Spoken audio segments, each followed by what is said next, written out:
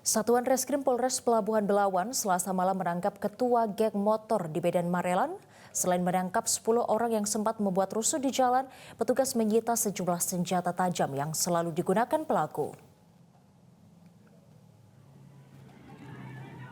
Usai membuat kerusuhan di jalanan dan terekam video amatir warga, kelompok geng motor ditangkap Satuan Reskrim Polres Pelabuhan Belawan di salah satu warung kopi di kawasan Jalan Veteran Pasar 7 Desa Manunggal, Sumatera Utara.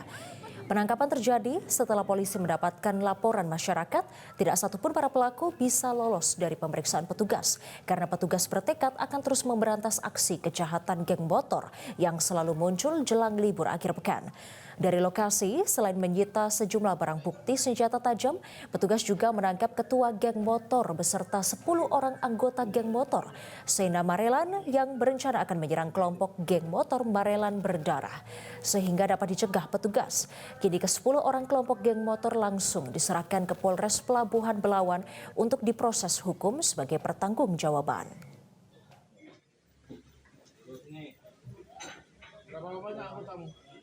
Jelajahi cara baru mendapatkan informasi. Download Metro TV Extend sekarang.